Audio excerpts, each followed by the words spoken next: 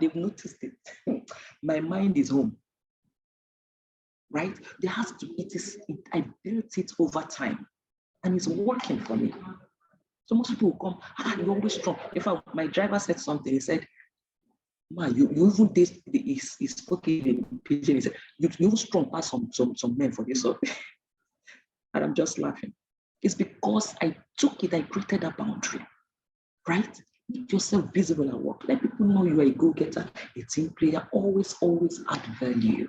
When you always add value, anytime they see you trying to balance things, they don't argue. They don't want to disturb you.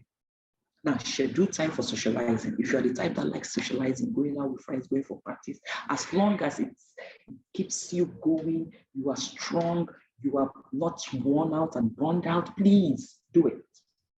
Connect with your teammates. Once in a while, reach out to people, have fun now, this and that, just gist, laugh. Determine your responsibilities and plan effective way to deal. Don't steal employers' time doing life, personal things and think there will be a balance. There won't be a balance. So create a plan that works and follow it, stick to it. Optimize your lunch and break times. Very important. Optimize them. People that created these things are not stupid. They know what they're doing. They've seen it all. And so they created it for your own good. Create structures. Managers, create structures. If you don't put structures and schemes in place to make life simple, it will not be simple. There won't be any balance anywhere. Give your team members the chance to be a part of decisions that affect their work-life balance. Focus on effective communication. Like I said, it is very important. Let there be clarity in rules. If you're setting the rules, please take your time to clarify. Don't think everybody understands or everybody is a fast learner and all that. Always try to clarify. Like for me, once every quarter, I try to bring people together to review our HR processes, some new things. Even though I've sent out memos, I try to review things. I try to tell them some processes. We try to review and have a chat. I created what we call a chat with the MD so that there is transparency. The MD comes around, he's not just doing his own business and everybody is doing their own. No, he has a vision and the people working are there to make sure that this vision is achieved. So you have to come and tell us. Tell us, where is the company now? What are we doing now? What's the new thing on the block? Where are we heading? So everybody understand where they belong, how their own roles will impact you. Do you know when you do things like that, they sound very trivial. They sound, well, why should the MD do? But do you know when you do things like this and there is a chat? I called it a chat with him. People he talks and tells and people are asking questions. It's a no holds barred chat. Say anything. But of course, you have to use wisdom. Don't be disrespectful, right? You see, when you do things like this, people feel, oh my God, they regard me here. I think they regard my opinion, if the MD can come out and talk to us like this, openly tell us we are seeking investors, they are bringing such amount of money. Why not? Why would people feel, there is that comfort there? They feel comfortable with the work. They are not feeling too pressured and all that, right? So it's very important. Am I communicating? I'm not sure. Yes, you are, Esther. You are. You're on point. Yes, you are. Yes, you are. Okay. You're on point. Yes. I don't know if you're seeing the chat. The chat is Thank you. blazing. Yeah. So I'm coming to the end of this discussion. Let me just quickly give you. Yes, ma'am. This one is Jara. It's just Jara. When you go and buy something, some people will actually not buy some things. They don't give them Jara. You have finished buying the thing. At the point of paying, you now say, won't you put 50? Some people get angry and leave. Because no PC of no Jara, so to say. Okay, so this one is just Jara. Why do teams fail, actually? Why do teams fail?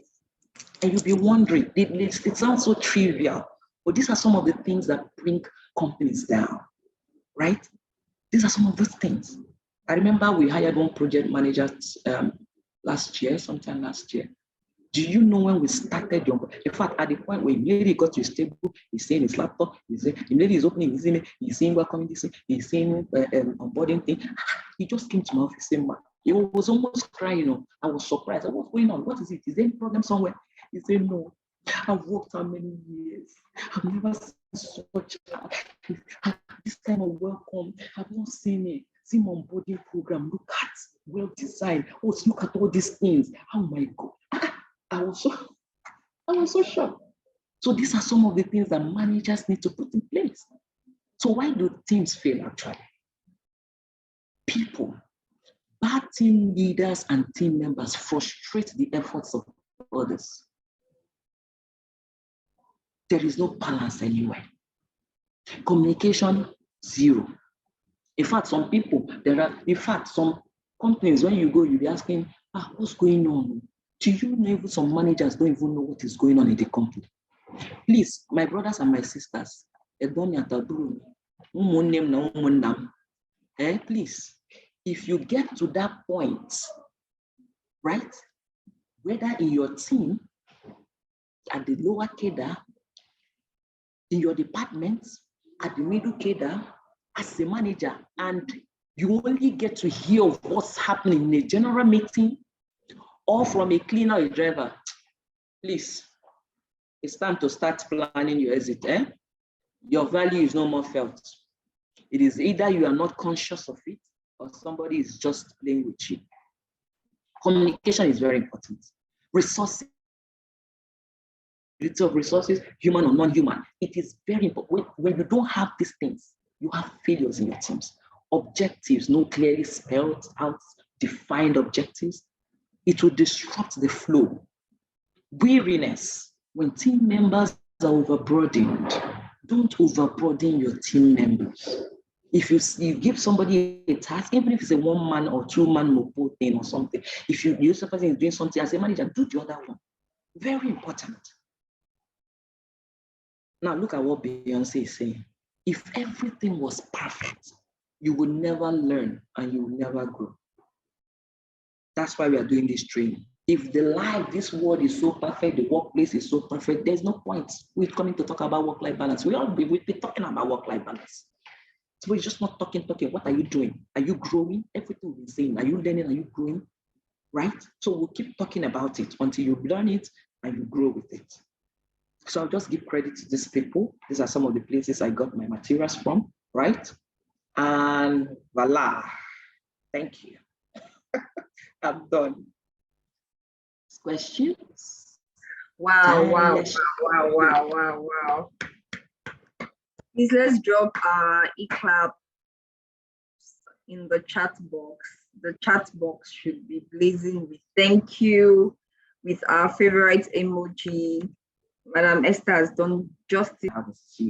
He would say, he will ask you, he will say, is this something you can do for me? If you cannot, don't bother, I will ask somebody else. And he means it.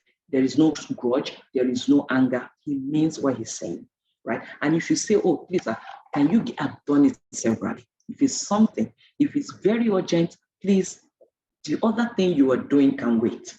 And you quickly attend to this one. You can equally reach out to the other person. Please, I will reach out to you, but the CEO asked me to do something, please, I'll do it. But if it's where, let's leave the CEO now, right? This is CADA. If it's maybe a manager, your mate, or your colleague or something, do you understand? And you've done this thing like once or twice, please use your number 6. If this person keeps coming to say, please, can you just tell the person, please, I'm busy. I'm sorry, I may not be able to help you. When do you think you can help me? I don't know for now. Please, I don't know for now, but I'm not sure I can help you for now. Do you understand? It's you being assertive, polite. I beg you, don't do for you every time. No. Right? Okay. Does that solve that? Does that answer? Does that even try to help answer the question? Which way I said there's a art of saying no, or learning how to say no. All right. So there's a question. No. Yeah, learning how to say no is just straightforward. You are learning it. By the time you start telling the person, oh, I'm so sorry, I don't think I can. You start growing like that. Start growing like that. But mind you, if the person is really sincere, something urgent or something is very important, or the person does not know how to do that thing, and you can do it, and the person acknowledges that you can do it. Do you understand? And you have the time to do it, please do it. But what will save your head is to teach that person. Don't hold the knowledge. Teach the person how to do it. That's the only time you'll be free and not create enmity, right? Okay. All right. So can you hear me, please? Yes, I can hear you, Omoye. I can. Okay. There's a question from Amarachi. Okay. Sorry, my screen just went by so quickly. Amarachi Anazodo, apologies if I didn't pronounce that word, said, at what age is work-life balance necessary? I'm asking because at a young age, there are a lot of things to learn and a lot of work to be done, a lot of work to do to be able to get the life you want. So Amarachi is asking, at what age would you now say work-life balance is necessary? Because at a very young age, you want to do a lot of things. You want to create for yourself. If you're a grown-up and you are working and you have a life, this is work-life. You say at what age is work-life balance, right? So there is a work there, and you also have your life. At that point where you start working, like I tried to describe, you live your personal life and you're doing something for somebody else, or you're trying to sort out something out. At that age that you started,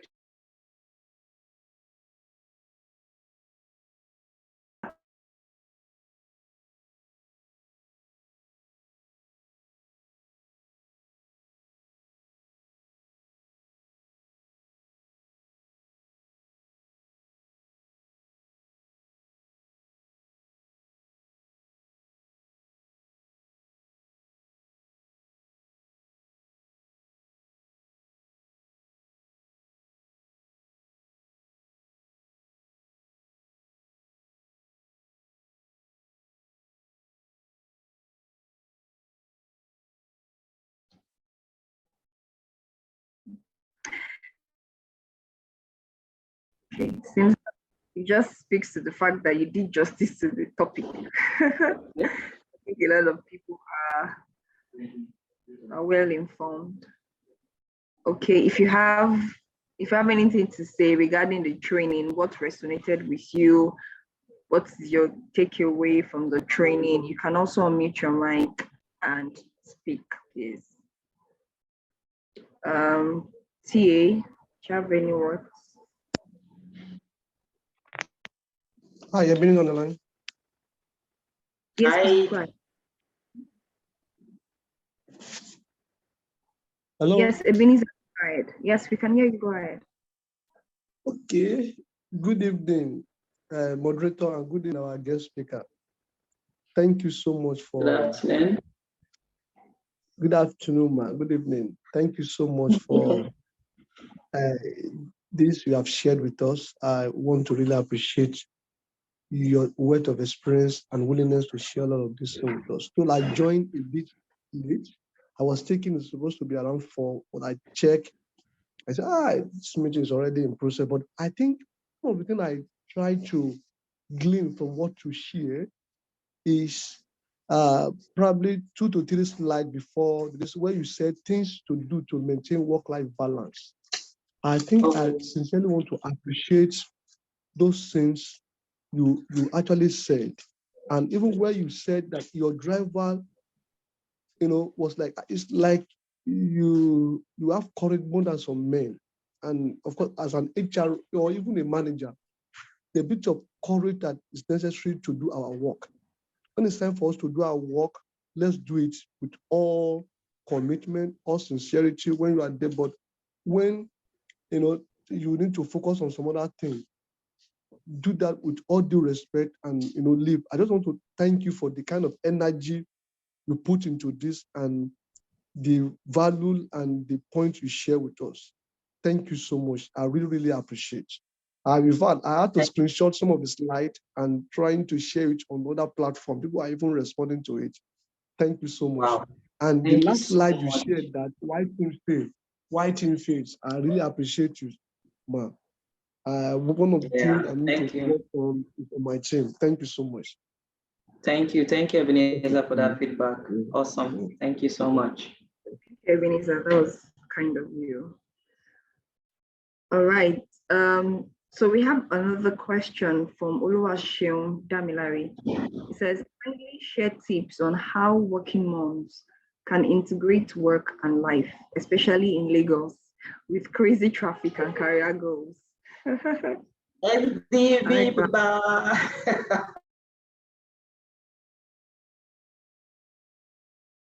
Question. I will remember one of my friends from UK. She just reached out to me on LinkedIn and said, come, babes. I'm running nuts. And she's got 3 kids too. So I'm running nuts. What do you do?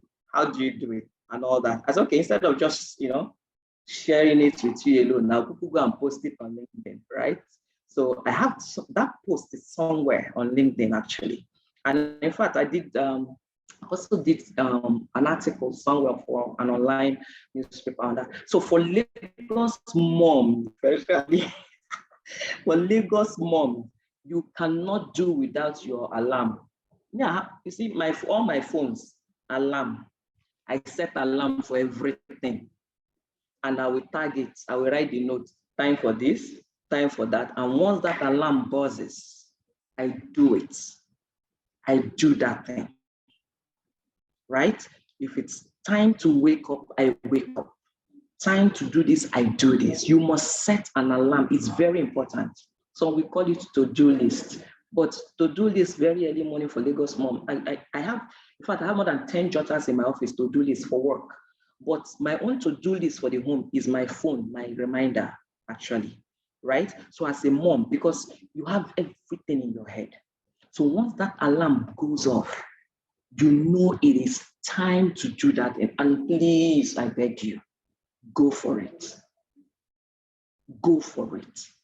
If it is time to go home, make sure in the office, they know me, 5:30, if you are telling me anything, as I beg, I'm sorry. In fact, even if my CEO is in the office, it is not pride. It is setting the balance. I have found my balance. I go to him and say, sir, I'm leaving. He's my direct boss. But some people will be scared. You will feel, no, you have your time. Go to him, sir. If there's nothing else to do, please, I'm leaving. Even if there's something to do, it is not pride. I tell him, sir, can this wait till tomorrow morning? If he says yes, if he says, okay, at least I wouldn't mind getting it later. Okay, when I get home, I'll do it for you. Right? So as a mom in Lagos, please always set a timer for everything and pursue that time, I beg you. When the children are not waking up, try to wake them up. Get them to have their bath. Make sure they eat at the set time. Make sure you leave them home to drop them off at school at the set time. It is very important because if you miss a minute, it will impact on the other time. And do not, as moms, play with your lunch time and break times, like I said. If you bring up, they know me, if you bring up any meeting here during break time, or I say, please, if it's not very urgent and important, please, I need my lunch time. I'm working with it. And then I rush quickly if I need to make call, if I need to call somebody, please, have you gotten this? Can you do this for me? Can I do this? Or I want to go and get something, I rush out. Weekends, like I said, I don't do anything that will impact on my weekend. I'm sorry for that thing. If it's not, I'm not doing no. I'm telling you the truth.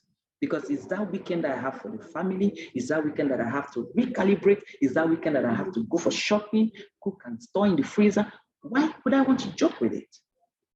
When it is time for work, please do your work. When it is time for personal things, please draw the boundaries. Let that line be there.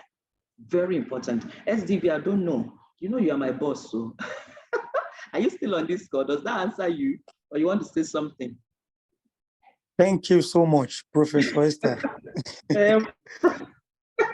Well done to you. Well done to you. Let me just add, you have answered the question perfectly well. You know, when you say work when you say work life, can you hear me? Yes, I can. Okay, so when you say work life, the work is what you do for the employer. The life is your own life. And when we say your own life, there is a career life, there is a financial life, there is a spiritual life, there is your parenting life. So for moms and dads, let me speak to both parents now. It's very tasking in Lagos. Parenting is one course nobody goes to school for, but all of us must succeed in parenting.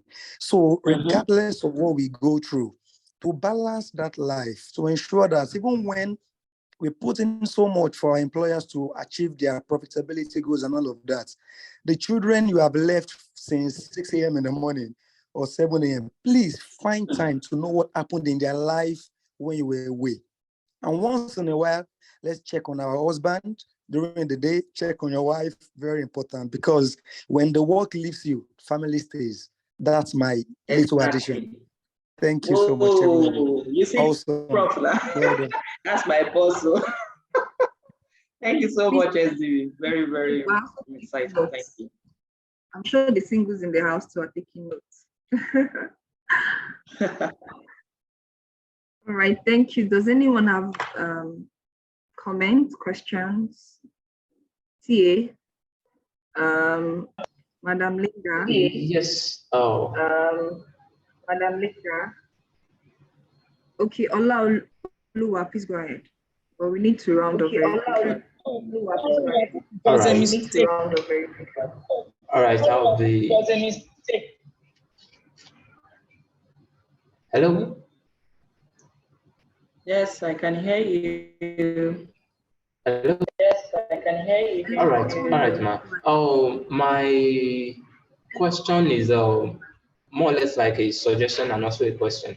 Because when I launch into HR, one of the things that I discover is that there's a lot of things like this work-life balance. It happens to be one of the things that I've been privileged to be taught also during my undergraduate days and even during my master's level as a student of psychology and industrial psychology. So it's one of the issues that we've been dealing with. But launching into it, I found out that there's a lot of things that people talk about, but we do not stand by it. Because my experience when I launched into it, there was this particular day we had organized a graduate training program to like a giveaway back to the society. And after the students, they've been getting into it and they're doing on fine. Then the closing time, exactly 5:30, I don't tie anybody down for any reason whatsoever, go home. Then I was surprised when our HR consultant told me that next time I should try to plant an idea, like so that they don't start thinking about home when it is time to go home immediately. I got offended and I immediately also packed my load and said, it's time to go home. I'm not doing anything extra. And I left. So he turned to see me in a bad mood. And he also painted the picture to my MD. But I was like, you can't expect me, our agreement is so time to so time. Now expecting me to get people to work beyond what is agreed and what is reasonable, even according to the labor law, I don't think I'm comfortable doing that. And it was one of the things, circumstances that surrounds me, even leaving the place quite earlier. So I want to, how do we combat this in the real life of our practice when we have our senior learned colleagues that have been in the profession for years and giving us this kind of trying to drive a slave master of the team? How do we deal with it? Usually, right? So thanks for that question, Olaoluwa. Usually, most times we really do not have anything. We really do not